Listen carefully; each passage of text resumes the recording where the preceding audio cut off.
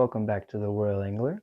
I am your host Daniel, and today I'm going to show you how to handle carp safely. If you're going to target these wonderful sport fish, then you need to learn how to handle them the right way, because proper carp care not only protects the fish itself, but it helps protect this sport that we all have come to love. So let me show you exactly what you need to do. First of all, let's look into the gear that you're going to want to invest into getting to help protect these wonderful fish. You're going to want to make sure you have a net that is an adequate size hoop for these large carp. You don't want to try to stuff them in a small net because it can hurt and damage the fish. I do recommend that the net material is a rubberized mesh. That's just my personal preference though. You're also going to want a unhooking mat, pad, or carp cradle to help protect these fish while they're on the bank. And you're also going to want a bucket or bottle of some type for water to pour over the fish in your gear. This one is collapsible, doesn't have to be. This next one is completely optional, but highly recommended as well.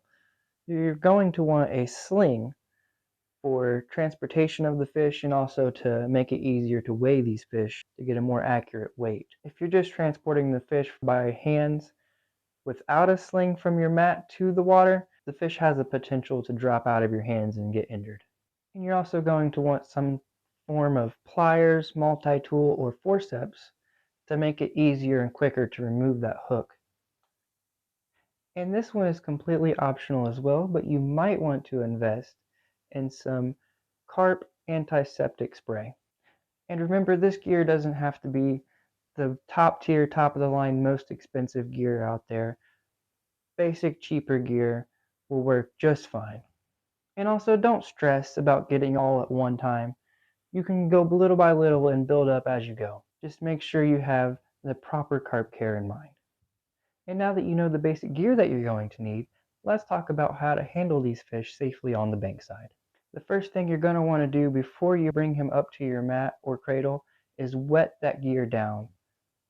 And then as soon as that fish is on the mat and secure on the bankside, the first thing you're going to want to do as quickly as possible is remove that hook and line away from that fish, separating him from your rod.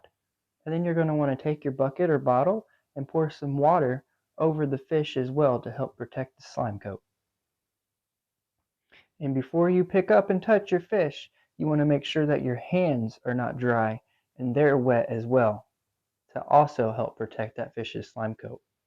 And when picking up the fish, you're going to want to support it with two hands, one hand under the pectoral fins, kind of putting that one pectoral fin in between your first and the rest, your first finger and the rest of your fingers. And then the other hand, you're going to want to put near the tail wrist of the fish. When you're lifting the fish, you don't want to squeeze. You just want to gently hold and support the fish and hold the fish over your mat or cradle. And after you're done holding your fish, you're going to want to treat those wounds with the antiseptic carp spray. And now that you've held your fish up and you've got your pictures, you're probably ready to release it and place it back into the water. You can do so safely by either using a sling or your net. Simply place it back into the water. Allow the fish to right itself and swim off under its own power. I hope that you've enjoyed this video, and please drop a like and hit that subscribe button for more carp related content just like this. Thanks for watching, and I'll catch you next time on The Royal Angler.